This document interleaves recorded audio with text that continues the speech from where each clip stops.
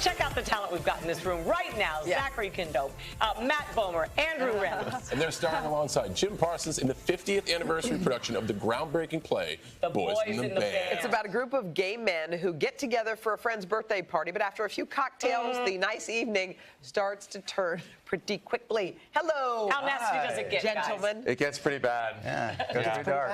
It's your party that my they celebrated, birthday, right?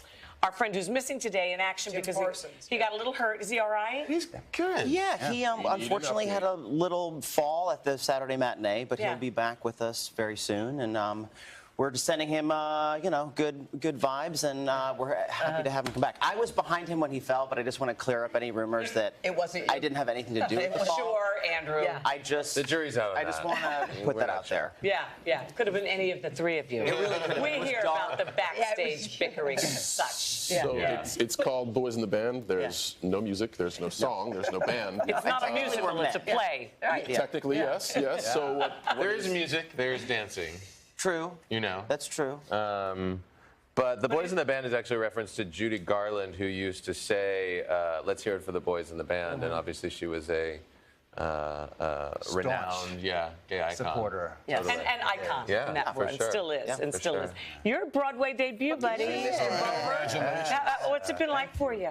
It's been amazing. I think to get to do it with this group of guys, I've known Zach for 20+ years. I've known him for 15, and we have 6 other incredible cast members and the director and producer we have. To get to do it with these guys has been just a dream. People talk about how difficult Broadway is. Cap knows. It's like 8 shows a week.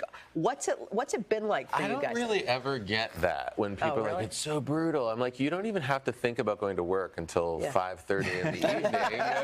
You know? Musicals are much different. But I love the schedule. There's something about the routine and the ritual of it that I find really comforting. And you go out afterwards, like to Jill Allen's and hang out and all that stuff. Visit with people that come to the show or hang out with your castmates. You know, it's nice. Because we all have known each other for so long, or for various periods of time. We also really like each other, which is nice, which helps a lot. So it is a very social group, and it is a very fun atmosphere at the theater. So it's going to be a fun summer. pre-show rituals? Do you guys have any pre-show rituals? Coffee. Caffeination. A coffee later in the day than I would ever usually have it. You know. But we all catch up with each other. Yeah, we stop into each other's dressing rooms, check in with each other. You're only there because of your schedule is till when, so everybody can realize it. August 11th. That's your previews now. So we are. Okay, so you're trying to open before your Tony. No, we're not. No, it's already open. And that's the great thing about the experience is nobody has to worry about any of that. You have no pressure. We just get to do the show and have a great time. Oh, Did you guys? It is good. Were you guys familiar with the original version of this? Were you born? I was not, You weren't born. What was it? 1968. The play premiered in 68. So did they update it and change it and make it different, or is it just like it was? It's a little shorter. We sort of condensed it. It's one act, so there's no intermission. People like that these days. People like that. And Mark Attention Crowley, the spans. playwright, was very generous with the way he sort of helped us make those cuts and has very much been a part of the process.